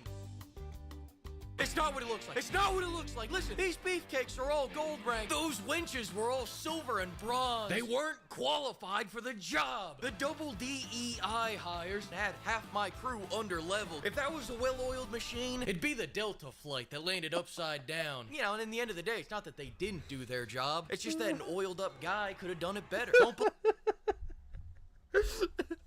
Yeah. Some baby oil and dreams and a little bit of homosexuality will get you through any problem you could possibly have. Any problem you could have whatsoever, dude. Some baby oil and homosexuality will get this shit done, dude. We're on that gay retard grind. We're fucking doing the cool shit over here. believe me? Well, how about we bet on it? Listen, we'll get back to Ubisoft in a second. Let's bet on it. Because if there's one thing I love more than busting ninjas, it's gambling, baby. My therapist came up to me the other day and told me I have a gambling problem. You know what I told him? You want to bet on it? But I don't fuck with all these Japanese card games, because those make my brain go all mushy like. I tried playing one hand of that Oicho Cabo shit, and here's how that went down. What the fuck is going on? What the hell is happening? Oh, why are there so many cards? Why did they make me the dealer? How did 3 of them just... Dude, this is exactly how I felt when I was playing that stupid fucking card game in The Witcher. I know everybody likes the fucking card game in The Witcher, and oh, it's deep mechanics and all this shit. I remember playing, I'm like, who the fuck is this farmer? Why is this farmer fucking touching me with this fucking stupid hoe? Yeah, take that hoe and shove it up your fucking ass, farmer. Yeah, dude, you know, your little fucking card game in The Witcher, I'm gonna go back to sliding my sword up people's assholes and then watching them throw out up the tip like good little fucking demons they are. Win. Oh, all our money is gone. No, Amber, don't leave. What do you mean our marriage is over? Wow, sunk it. And that's why I stick to American card games, specifically poker. No disrespect to Jack Black, but that's just where I test my luck for the night. See if the gods blessed my landlord with his rent money this month. But as soon as I want to make some real fucking money, it's all about high stakes poker. And I'll tell you how I do it. The first rule of poker is that I always gamble with the house's money, never with my own. And of course, by the house's money, I mean my wife's savings account. Next, open up the official poker rulebook. Good job. Now fold it shut and remember this moment, because that'll be the last time you ever fold again. You don't need to read the rules. Reading is for pussies that don't have a Netflix subscription. The only rule you need to know is raise no matter what. Calling? Come on. I only call my loan shark when I run out of my queen's money. Drizzle, drizzle. 9 times out of 10, bluffing is all you need to beat your opponent, and all bluffing is betting on a lie. And lying to others is easy if you first master lying to yourself. Are you following me here? What I'm saying is this. Knowing the rules is just gonna make lying harder. But if you don't know the rules, you'll think every hand you have is a winning hand. Take this hand, for example. I don't know what the fuck I'm looking at here. So I raise, then I raise, then I raise, then I raise again. The only thing I don't raise is my kids. Boom, I win 50,000 tips. Everyone's in shock. My dick's so hard, it's tipping the table. As for what happens that other 1 time out of 10 where someone doesn't fall for the bluff because he has a full house or a straight or a 1 pair or something, well, that's where we lose everything and kidnap that man in the parking lot later tonight. That's right, I nab his ass and I start a hostage negotiation with the police. When they tell me, if you do anything stupid, our snipers will riddle you with 100 bullets. I raise. I say make it 110 bullets. They don't know who they're talking to. They fold. They go home. They leave me with the hostages. They're too scared of that expert gambler like me. Anyways, just don't overthink this shit. The story of this game, funnily enough, starts the same way that Kingdom Come Deliverance 2 does. Majima hits his head, forgets his entire past, but where the 2 games separate their paths is that after you hit your head in Kingdom Come, you go, chicks, no. I'm into dudes. Whereas in Pirate Yakuza, Majima decides to become a pirate. Now, if you can believe it, I actually hit my head pretty hard after finishing this game, therefore, I also don't remember a goddamn thing about this story. So instead, how about this? Whip your cock out. Come on, don't be... Anytime, buddy. You can't see it because I have so many fat folds that hides my little micro penis, but I actually... What I do is, my play is, I'm not even wearing a shirt right now. This is just chest hair that I dye a certain color. And I use my werewolf prowess to then hide my tiny wiener behind endless amounts of dyed pubes. So I dye my pubes whatever I think is the normal fashion pant color. And then I just run out in the streets naked. And nobody can see my wiener because it's so small. So I get away with everything. Most people would end up on some list and have to knock on their neighbors' houses. Not this guy right here. No, I'm a small woolly king. I don't fuck around with no big penises. Be shy. Let's go head to head, cock to cock. And buddy, when this night ends, you're gonna give me all the cash in your wallet with a big smile on your face, knowing I just fucked you real good on the racetrack, the cock racing racetrack. While all you fools have been playing Avowed, Saints Row, and Suicide Squad, I've been honing in my cock racing skills for the last 3 years. You see that? I'm rich. You see that? I just lost everything. But that's okay, because now I'm gonna go find a champion cock, one that dwarfs all these little micro cocks, and he's gonna win me every single race in this godforsaken game, or he's gonna make one hell of a bucket combo. Listen, I gotta go. I've already installed all my monstrous memory mods. Remember, I'm always 2 cups ahead. Dude, I fucking love it. Here's the thing, dude. I was playing that fucking Ninja Gaiden 2 game, and I saw big tits, and I'm like, dude, America's back, baby. America's back. We got them titties. I like a suck. I had this idea that because I wasn't seeing enough tits in game, that I'm just gonna like replace my entire wall, because like walls are just fucking, they exist. They're not enjoyable. They're not an interactive experience, I say, for the most part. So what I'm gonna do is I'm gonna buy an endless amount of silicone titties, glue them all over my wall, and when I sleep at night, I'm gonna fondle the nipples, I'm gonna slap, and I'm gonna enjoy my life. Will it probably scar my child? I don't care. As long as I'm enjoying my life, she can enjoy her life too. Turn her into a lesbian. Then I don't have to worry about being the intimidating dad to some stupid dude. Nah, now I know that I can teach her about the correct way to use my tongue to slap a clit. This is a weird conversation, and it's all fucking coming out of the dome here. I'm a real smart guy. Y'all get ready, man. Next week is about to be crazy. Oh man, wait till y'all see what happens next week, man. Oh man. Thanks to the flock of pimps for bankrolling this video, and another huge thanks to all the pimpers for all the extra booty. Listen, I'll see you all next week when we piss off everybody that doesn't use a great sword. That was a great video. That was fucking dope. That was amazing. That was the greatest thing I'd seen in forever. He instantly gets a subscribe. You're getting a big old fucking thumbs up into the butthole for me. I love that the game he put is Skull and Bones, and he didn't even talk about Skull and Bones because fuck that game. Nobody played that game. It's trash. This is what I see all the time with that. This is the problem with the game industry. They don't know how to fucking write because they're all fucking retarded weirdos. And they all have like a gajillion billion fucking developers that are all fucking circle jerking each other off until in fucking indefinite sphere. They're just keep jerking each other off into the endless amounts of the void until they eventually fucking shit out a game that's half fucking working and nobody wants to play. It feels like something that would have been shitty 20 years ago, but it made it out and it's $70 fucking. You either eat it or you fucking shit it into your own mouth. That's what you get. They want you to fucking cum in your own eyebrows. But that's what we got here, guys, today. Like, subscribe, and keep giving me the love. I love you all. All right. We're going to get into some Invincible. I saw Invincible was having some drama. Some drama was going about Invincible, one of my favorite shows I need to get caught up on. I love Invincible. I've always been a big fan. Now, I've seen some silly willy dramas out here. I don't know if this is actually that big of a deal or if it's just the internet throwing a little tantrum, but I like chaos. I'm here for all the he's and haws and goofs and offs. I just love it all. I'm a big fan of doofus internet shit. And that's what a lot of people don't understand. When you come to my channel, you're here to sit here and make fun of stuff with me. Let's get into it. Wait, we didn't even talk about the guy's channel. Who is this? Who are we talking about? This is the Round Table. This is where you get pizza at 3 o'clock in the morning. Who wants to watch Invincible? Who wants to watch Invincible for the animation?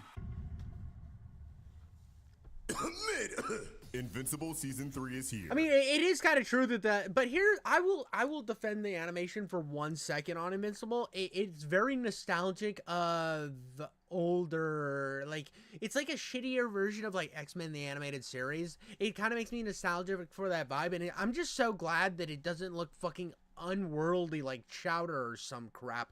I didn't like Chowder, and people are gonna get mad about that, but I didn't like Chowder. I thought that show was weird. And it's already shaping up to be the best season of the show yet. It really seems like the show is going to be firing off on all cylinders. except for the animation. If you've engaged with Invincible's fandom in any capacity, then you'll know that everyone's biggest issue with the show is by far the animation quality. It doesn't look bad most of the time, but it very I don't know what you're talking about, but his ass was stacked up. I like me a good booty, and his booty's got like that muscular thing. And then when I saw that muscle mommy, I'm like, please stroke me off faster, daddy. very rarely looks great. Point a gun to my head and tell me to name 3 moments of absolute Sakuga. And I'd say the fight in the Adam Eve special, the explosion when they try to murk Nolan, and then,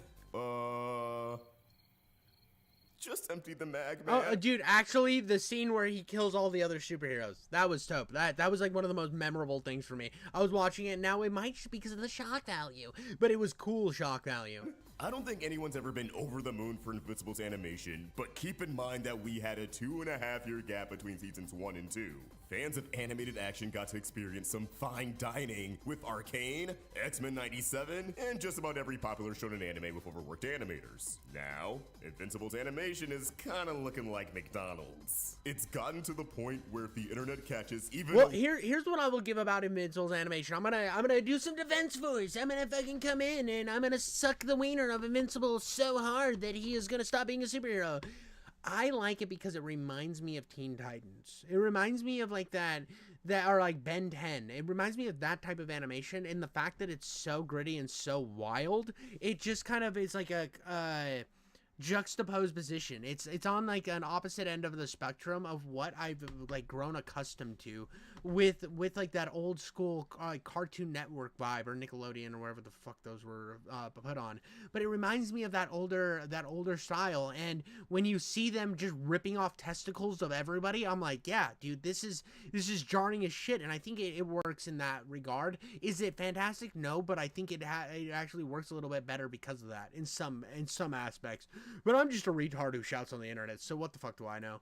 whiff of good animation, the default response is, I looked at Invincible inside. They say comparison's a thief of joy, but unfortunately, the internet thrives off hating, and it's not like these critiques are unfounded. There were some wonky shots in season 1. I think we all remember the Mars episode. But then, season 2 came along and somehow looked worse? Like, yeah, the whack CGI was gone, but now the show feels as stiff as a board. I think the turning point for a lot of people was the 2v3 between Mark, Nolan, and the Viltrumites, where this iconic page was tragically animated like a slideshow. It's something you don't think about as much when you didn't. I take back everything I fucking said after seeing the comic books anime, or the comic books drawing. That's rough, dude. I don't know how, like, here's the thing. You're taking somebody else's art that's fucking based and awesome and gory and amazing, and then you're dumbing it down to the basic the base common denominator. This is some fucking douchebag energy. I want more gore. I want to see, like, a dick ripped off and thrown at Mach 5 through somebody's head, because that's exactly what happened to this man.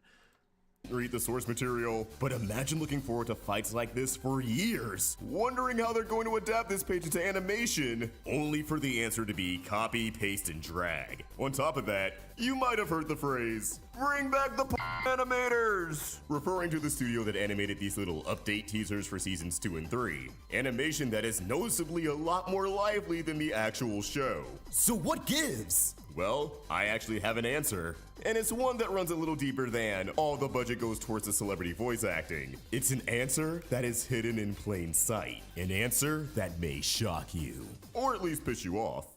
The answer is ultimately staff and time. If you check the credits for literally any episode in season 1, and any episode in season 2, and presumably season 3, you'll find that the show's team is incredibly short-staffed now compared to that first season. A fact that's made even worse by the fact that Prime Video is now trying to release seasons on a yearly basis. Cool for the audience, debatably, but it's not that great for the artist, aside from the fact that they're getting consistent work. Let's really take all this in though. Let's crunch the numbers. While a ton of artists and production peeps come together to make a cartoon what it is, we want to focus on the storyboard team. The storyboard artist, who illustrate each and every scene in an episode, and revisionists who clean up those drawings, often making them more on model and giving it a bit more sauce. So basically, these are the artists drawing and posing out all the action for the vendor studio studio, the overseas animators who bring it all to life, to actually animate. Season 1 seemed to average 6 to 7 storyboard artists and 3 to 5 storyboard revisionists per episode, with this series premiere notably having 15 storyboarders and 6 revisionists, and the season finale having 9 storyboarders and...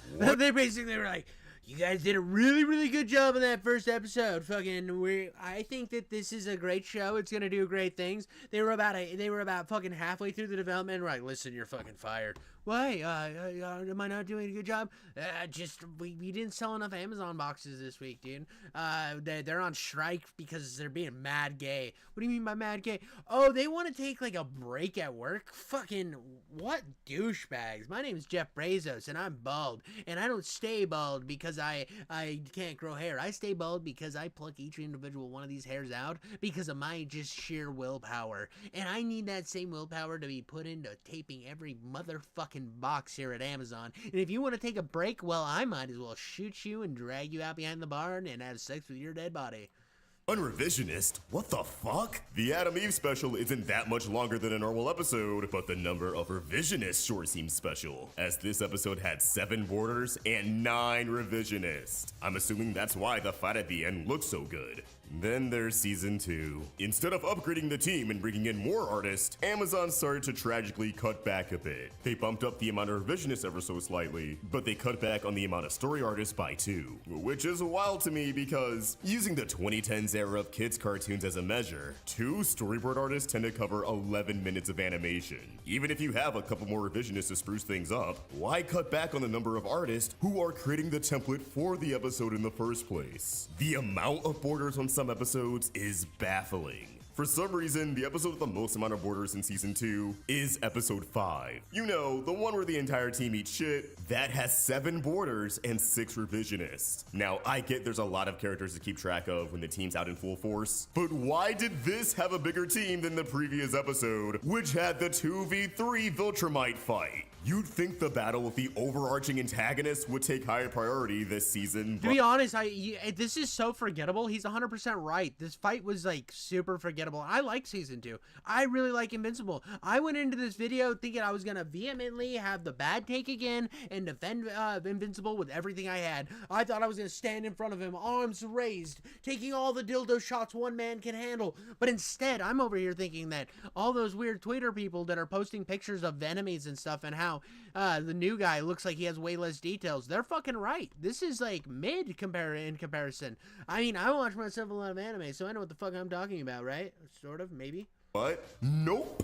They didn't even give the premiere or finale a boost in artists like with the first season. These 2 episodes are actually some of the least stacked on the season, which makes no sense to me. Why wouldn't you want to make a strong first impression or give the audience some really good animation before piecing out for the year? I really enjoy the season 2 finale, but Mark vs. Engstrom deserved way more sauce than it actually got. Season 2 episode 6 has the least amount of artists on the story team, with 4 borders and 2 revisionists. This really is insane to me, because going back to that 2010s kids cartoons comparison, shows like Adventure Time and Regular Show have 2 storyboard artists and 2 revisionists per episode. And those are 11 minutes long, and aren't nearly as action intensive as Invincible. Their double-length episodes tend to have 4 storyboard artist, and that's still 22 minutes. Invincible is a show with nearly hour-long episodes and a lot of action. So tell me, should their storyboard team for each episode be on par with, if not slightly bigger than an 11 to 22 minute comedy? No!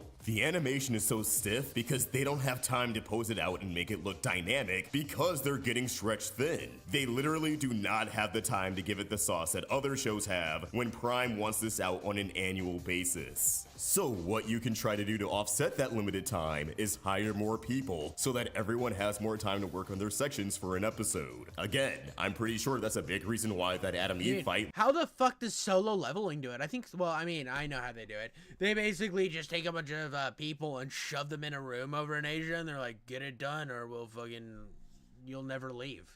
You will eat, sleep, and dream in this office. If you want to cry, crawl under your desk and we will dock your fucking pay. Just suck it up, you little pussies, and keep working. That's how they get it done. I forget sometimes that their work laws are fucking insane wacko mode over in Asia. Looked great. To put things further into perspective, X-Men 97, which usually has 30-minute episodes, 20 minutes less than Invincible, tends to have 6 to 8 storyboard artists per episode, with usually 3 revisionists, though that can also vary.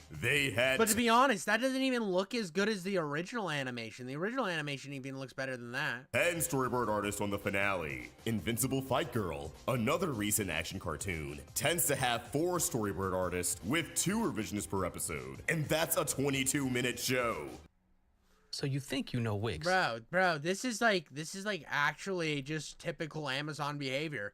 Amazon is always like, how do we get the job done with the most limited amount of people and make them absolutely miserable? We're Amazon, we'll figure it the fuck out. Have you seen our facilities? Everyone's miserable, and we had to remove sharp items because they kept trying to cut themselves dry. You guys notice how all these shows have consistently incredible action because they have the appropriate number of artists on board for how long their shows are? Do you see how Invincible is insanely understaffed in comparison? It blows my mind because this is a show on Amazon, a company that has no excuses when it comes to money. They can afford celebrity casting and having more artists on payroll. Now, but they're Amazon. They want you. They pull people out of their houses every morning. People don't apply to work in fucking Amazon. What do you think? Application process is for pussies. It's for fucking little bitch boys. That's retarded to hire people off applications. What you do is you sneak into their fucking house. You put a bag over their head. You drag them to the facility. You make them clock in, and then after about a month of working, they're Stockholm syndrome, baby. They got the Stockholm in their buddy, and then they tell you about more of their friends, and more buddies show up, and now they're butt buddies. And now the only time they get any type of love is when they get their 10-minute break. They go and have a giant orgy in the locker room, and none of them can last for more than 10 minutes because that's the only interactions with people that they've had. You're welcome for that narration monologue. Changing the vendor studio yielding better animation? It varies. That's something I made a whole video about if you want to learn more about that. But that does bring me to the point, animators. These 2 promo shorts for season 2 and season 3 that have a noticeable jump in animation quality were animated by the talented folks over at Bobby Pills, an 18+ animation studio who you may recognize from Captain Laserhawk on Netflix. Or, you know, Gooning. My Butt Hats Off Media made a whole video about that studio. Check it out. People really love how they handle these Invincible shorts, and it's becoming a pretty common sentiment that they should be animating the entire show. Now, could Invincible switch from their current vendor studios like NE4U to Bobby Pills full-time? Maybe, but I don't think it guaranteed that the show would have a vast, consistent improvement in Well, and here's the thing, too. This is something I think is very important, and I'm gonna get serious Jeffrey time. Putting on a serious headphones, straightening his collar. If you find a studio that's doing a better job than the studio currently, fucking scrap that studio, offer them the job, and if they think they can handle it and they can keep up the quality, fire everybody else. Now, I know that's really mean because you're throwing people out on their ass, but if they can't keep up consistent quality, let fucking free market dictate who can, and then step that bitch up, put it on another motherfucking level, and then you fucking did it. You're winning. You're a god. You're a crimson god. Bring those porn animators in, let them do their job right, and we will have a better show, and we will all lead happier. Not the people who got fired, obviously, because they probably will be kidnapped and thrown into the actual, like, packing facilities of Amazon, maybe getting chumped up into little pieces and turned into plastic toys for children.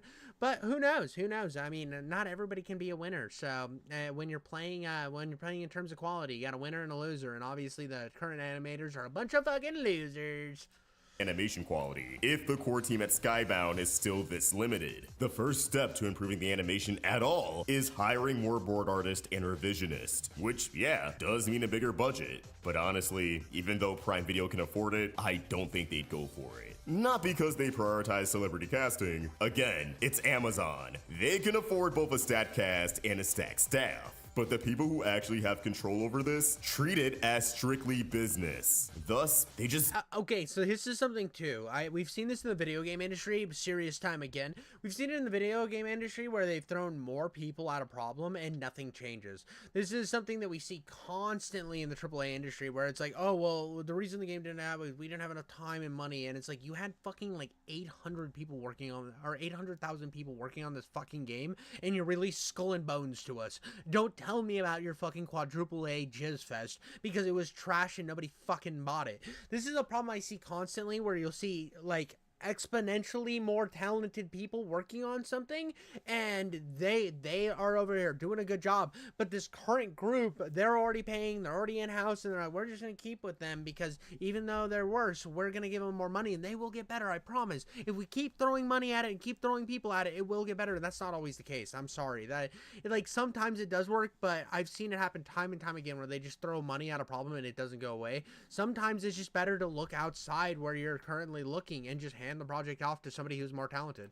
Don't see this the same way that we do. We see, wow, the show is so popular. The animation should be way better for how much attention it gets. But for those in charge, they see that they can put less money into the animation and still have it wind up as the #1 show on the platform while a season's airing. Why would they ever want to invest more when investing less is evidently just as, if not more rewarding? Bullying the animation on Twitter and TikTok gives everyone a good laugh, but it doesn't really move the needle at Amazon when the show is still getting incredible viewership either way. That said, I think there's a very easy middle ground. Invincible should utilize a tactic that plenty of other animated shows have done in the past for important scenes. Keep the animation the same for whenever they're talking or doing like the bare minimum superhero stuff, but when there's a really big fight scene, just bring in some guest animators. Freelance it to another studio. You're on Amazon Prime. They can... That's fair. And that's what I was saying, like, about like just have somebody else come in. That is a good way to work around it. It's like keep your current animators, do everything the same, but when there's a fight scene, contract somebody else. Have somebody else be working on this fight scene when the show starts, so that they can just like clip it in later. Fix it in post. It's a typical thing you hear in the industry. We gotta fix it in post. Well, fucking get around and get everything lubed and screwed later. Foot the bill! Whether that be Bobby Pills, those incredible maniacs over at Flying Bark, or even a smaller studio like Smallboo. People just want cool fights in their superhero cartoon, which I don't think is that crazy of an ask. A show on the level of Invincible deserves way better fight scenes. So do the fans who only get a handful of episodes for like a month every year. When I look back on my favorite moments so far, I never really think about the animation. I just think it's a damn good story. Unfortunately, if Prime sees that people are just content with the story and alright animation and choreography, nothing's gonna change. But who knows? Maybe. Well, and at this point, another issue might run into, another fucking bump of semen in the road, is people stop watching because the animation quality is down. The studio thinks that the show's not popular anymore, and then they just cancel it and we don't get any more. And when you like the story so much, it's better to just keep grinding with the story, even if the animation's not great, because at least you'll see the story finished. That is kind of an issue. It's kind of like this fucking double-edged sword. Oh, I'll stop watching it because blah blah blah until they fix it. I'm standing my ground, and then it just disappears forever, and then we never get to see a conclusion. Nothing ever gets better. We're just sitting in the shower crying every night while people pour hot sauce down on top of you. Why does that happen to me? I think it's because I live in a house full of demons. They'll have some cool action set pieces in store for Season 3, bringing in guest animators for major moments like I suggested. But based on what we've seen so far, I feel like I'm just gonna look at it and sigh.